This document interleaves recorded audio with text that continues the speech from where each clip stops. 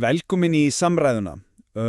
Einmyndaði þér að þér sé falið að byggja heimsveldi sem á að endast í mörg þúsund ár. Þú myndir eflaust byrja á því að teikna alveg nákvæma áætlun. Já, setja strangra reglur og svona. Nákvæmlega. Þú myndir ákvarða hver einasti burðarveggur á að standa og krefjast algjörar hlýni af byggingamönnunum, ekki satt? En hvað ef upphaf kristninnar, einnar stærstu hreyfingar mannkyns sögunar, snerist alls ekki að fylgja einhverju strangri tekningu? Hvað ef þetta snerist róttækt og stundum beinlinis hættulegt frelsi til að spinna hlutina jafnóðum? Sko, þetta hugmynd sem snýr algerlega á hólf þessari venjulega sýn okkar á það hvernig stórskipul og trúabrót verða til. Við höfum nefnilega tilneyingu til að sjá söguna fyrir okkur sem beina línu þar sem allt var ákveðið fyrirfram. En þegar við stígum raunverulega inn í þennan forna heim, inn í þessa suðupotta sem frumskopniðnir voru, þá veruleikinn mun óreiðukendari. Algjörlega, óreiðukendari. Og það einmitt þessi spenna sem við ætlum að kafa ofan í hér í dag. Við byggjum umræðuna okkar á ítarlegum biblíuskýringum fræðikonunar Marie Noel Thabut, en það má finna á bloggsíðu Thierry Giallas. Hann hefur einmitt gert þetta samspil kristni og frelsis að einu af sínum stóru áherslumálum. Og í stuttu máli mun ég færa rök fyrir því að kjarnin í þessum textum liggi í óhaganlegum guðlegum grunni og djúpstæðari samstöðu. Og ég mun hins vegar halda því fram að mannlegt frelsi, val og aðlögunarhæfni séu í raunverulegri drifkrafturinn í sögunni. Velmælt. Við skulum þá byrja á að skoða hvernig þetta spilar út í raunverulegum, sögulegum aðstæðum. Tökum frumkristna samfélagið í Jerúsalem, rétt í kjölfar hvítasunnunar. Í 7. kafla Póstólasögunar fáum við frásögn af samfélagi sem ekki bara að stækka, það hreinlega að springa úr vexti. Alveg rosaleg fjölgun. Já, og með stærðinni koma þetta vandamál. Við erum ekki að tala eitthvað guðfræðilegan ágreiningu í fílabeinsturni, heldur hversdagslega kreppu. Fólk var farið að svelta. Já, og það líkilatrið að skilja hversin þessi kreppa kom upp, sko. Jerúsalem á þessum tíma var algjör suðupott menningarheima. Eftir hvítasunnuna höfðu svokallaðir hellenistar, grískumælandi gyðingar, gengið til liðs við söfnuðinn og þeir voru núna að reyna að lifa í samfélagi með hebrískumælandi innfæðum. Já, þarna skellur á mikil menningarlegur núningur. Myndlíkingu til að útskýra þennan menningararekstur. Hún vitnar í þá hugmynd að tungumál sé eins og net sem við kastum yfir raunveruleikann til að reyna að fanga hann. Vá, það fallega samlíking. Eða ekki. Og hún bætir við þessari mikilvægu setningu. Annað tungumál annað net og það sjaldgert að möskvarnir passa saman. Og þarna hjá frumsöfnuðunum pössuðu möskvarnir svo illa að samfélagið var á barmi klofnings. Svo hvernig brugðust póstularnir? Þeir settust ekki niður og sögðu, hei, við verðum að halda okkur við upprunalegu guðlegu áætlunina. Nei, þeir urðu að bregðast við. Þeir greið til nýsköpunar. Þeir völdu 7 nýja menn til að sinna þessu og athugaðu, þessi menn báru allir grísk nöfn. Þeir færðu valdið yfir til minniluta hópsins. Þetta sko róttækt mannlegt frelsi til að breyta ytra skipulaginu svo hreyfingin lífi af. Trúfesti krafst ekki sögulegar stöðnunar. Ég skil mjög vel að hverju þessi nýsköpun virðist vera hápunktur mannlegs frelsis og hún það ef þessu leyti. En liðið mér að gefa annað sjónarhort. Endilega. Þú lýsir þessu svona stundum eins og algjörum spunaleik, eins og þeir hefðu bara kastað teningunum og fundið upp hjólið jafnónum. En hugsaðum þetta frekar eins og að byggja viðbyggingu við mjög gamalt, vel hannað hús.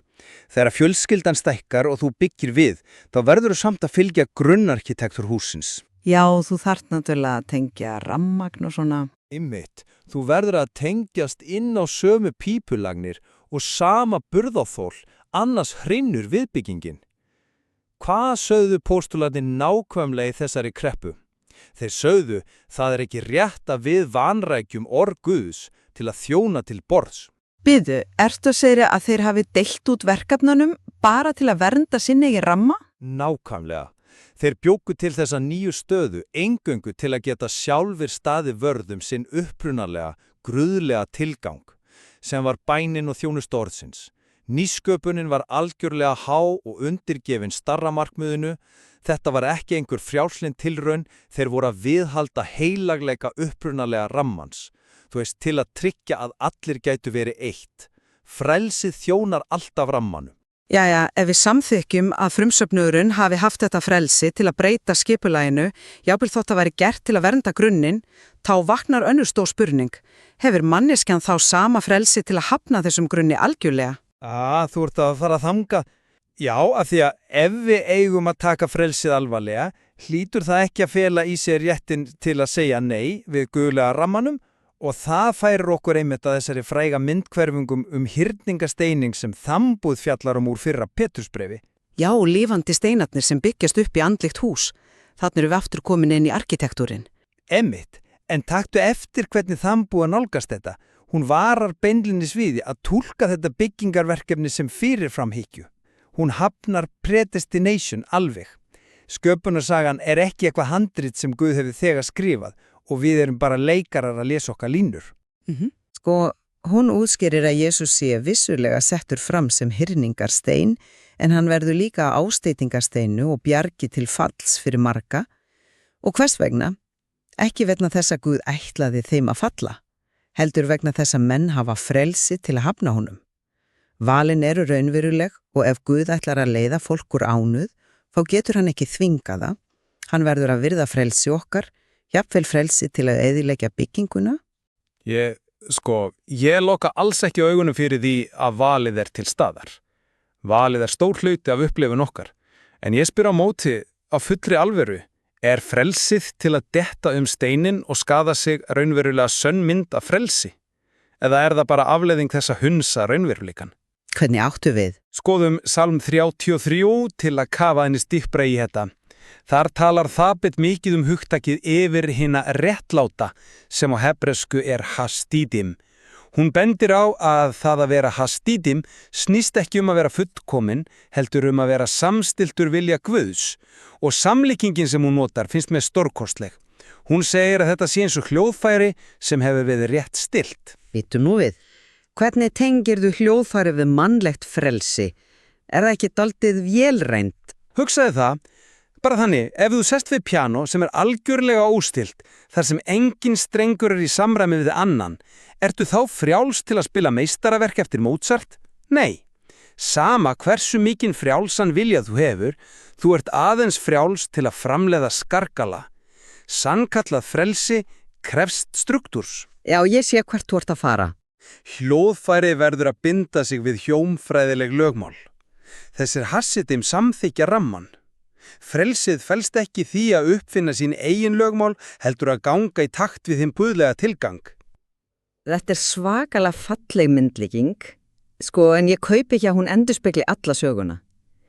Ef eina sanna frelsi okkar er að samþykja það sem er þegar búið að stilla upp fyrir okkur, þá er það varna frelsi. Það er bara hlýðni dulbúin sem val. En taktu eftir því hversu víðtekur þessi prungur er.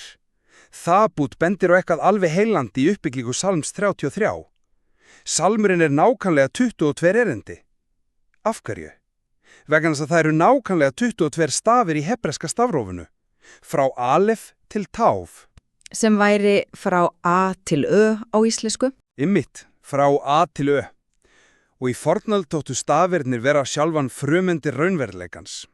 Með því að láta orðið spanna allt frá alef til taf er verið að segja að Guð skilji engin tóm rými eftir fyrir óreiðu.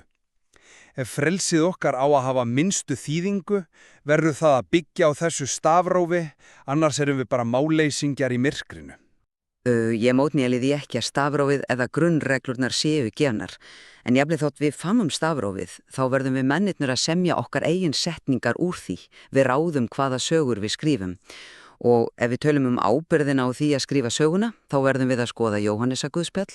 Já, 14. kaflan. Nákvæmlega. Fyrir mér er það sterkasta vísbendingin hjá Þabútum, róttækt frelsi. Þetta er kaflinn þar sem Jesús segir, ég er vegurinn, sannleikurinn og lífið. Sem er við fyrstu sýn algjör staðfesting á minni hlið. Hann er sjálf rammabyggingin, orðið holdi klætt. Já, það er hægt að lesa það þannig ef maður tekur það úr samhengi. En Þabút krefst þess að við skoðum sögulega samhengið. Hvers vegna segir Jesús þetta akkurat þarna? Lærisveinarnir voru föllumtríslegnir. Þeir lifðu undir hræðilegu oki rómerska harnamsins og bjuggust við vopnuðum frelsara sem myndi slátra Rómerjum. Pólitískum leiðtoga. Algjörlega. En þegar þeir gera sig grein fyrir að vonastjarnan þeirra ætlar að deyja án átaka, hrynja allar þeirra vonir völd ofanfrá. Þetta er gífurlegt áfall og hvað gerir Jesús þá? Hann rettar ekki málunum vélarend fyrir þá, hann segir, sá sem trúir á mig mun gera sömu verk som ég. Taktu eftir þunganum í þessu. Frelsun heimsins sett beint í hendur þessara hræddu ófullkomnu manna. Hann krefst þess að þeir fari út og byggi frelsið með sínum einum höndum. Ég skal fúslega viðkenna þessi krafa að gera meiri verk, dregur vissulega fram þá ábyrgð sem manninu treyst fyrir. En má ég grípa aðeins fram í Þegar þú talar frelsið til að skrifa okkar eigin settingar, það var að þóbut okkur sterklega við að sjá ég vegurinn sem einhverja takmörkun eða persónlega veggfæði hvers og eins. Og hvernig þá? Við eigum að skilja þetta sem dýpsta leyndardóm okkar samstöðu. Hún vitnar í Ágústínus kirkjuföður sem kallaði þetta allan Krist. Hugmyndin að Kristur og mannkyni séu ein órjofandli deild. Þóbut orða þetta svo vel, Kristur fer ekki til föðursins án okkar. Sköpunin öll bykkuð saman. Já, það vissulega stór hugmynd. Þetta stórt kerfi kemleikans sem verndar okkur. Lærisveiðarnir gera verkin, já, en þeir gera það sem hluti af þessum stóra, lifandi líkama. Ekki með eitthvert anarkíst frelsi. Án þessarar uppbyggingar hefðu þeir bara sundrast út í buskan. Þetta mjög sannfærandi röksemd, en ég vil biðja þig að hugleiða hvað gerist þeirra mest á reynir í frásögninni. Rétt eftir þessa ræðu Jesú hefst ferlið að krossfestingunni og það bendir á eitthvað mjög mikilvægt. Á krossinum heldur Jesús áfram að elska. Hann gerir það. En hann krossfestir ekki böðula sína til að þvinga þá til að sjá ljósið. Hann leyfir hinum mannlega frelsi til ilsku að hafa sín gang. Trúarleiðtogarnir höfðu algjört frelsi til að bregðast við ofbeldi. Ef ást þvinguð hún ekki ást. Það tilgangslaust. Þess vegna segi ég aftur að hyrningasteignin hefur enga merkingu í sjálfu sér. Hann fær aðeins gildi ef menn velja að byggja á hann að frjálsum vilja. Já, við sjáum þá greinilega á hvaða veggi við rekum okkur hér. Fyrir mér stendur það óhaggað að þó frelsi skipti gríðarlegu máli, þá það hyrningarsteinin sjálfur sem gefur frelsinu gildi. Án þessara skýru guðlegu markmiða hefði allt þetta mannska frelsi enga stefnu. Það væri bara óreiða og eyrnadauðandi hávaði frá óstilltu hljóðfæri. Og meðan ég hjartanlega sammála því að grunnurinn og kærleikurinn skipti öllu máli sem okkar viðmið, þá verði ég að halda fast í að án þessa skapandi og stundum hættulega frelsis væri engin saga til að segja. Án frelsis til að velja, hafna og kasta glæni netum yfir raunveruleikan væri samfélagið bara eitthvað tómt byggingarsvæði þar sem enginn mæti til vinnu. Það sennilega nákvæmlega vegna þessarar órjúanlegu tókstreitu sem Thierry Jallas hefur kosið að tvinna þessar djúpu greiningar svona sterkt saman við umræðuna nútíma kristni á bloggi sínu. Tekstarnir sjálfir spanna báða þessa póla og svo meistaralegan hátt, að við komumst seint að eini einfaldri niðurstöðu. Algjörlega. Þessi tókstreita á milli öryggisins í rammanum annars vegar og lifandi aðlögunarhæfni frelsisins hins vegar eitthvað sem við lifum ennþá með, hvort sem við erum að ræða stjórnmál eða okkar persónulegu vegverð. Fornu tekstarnir bjóða okkur ekki upp á þægilega jöfnu, þeir bjóða okkur til umræðu. Og svo umræða heldur áfram. Við skiljum ykkur eftir á þessu mikla, flókna byggingasvæði mannkynssögunar. Næst þegar þið standið frammi fyrir stóri áskorum getið þið spurt ykkur. Það hinn óhagganlega grunnur sem heldur okkur raunverulega uppi eða það hinn frjáls og skapandi skref sem við tökum sem gera húsið að heimili? Takk fyrir að hlusta á samræðuna hér í dag. Takk kærlega fyrir okkur.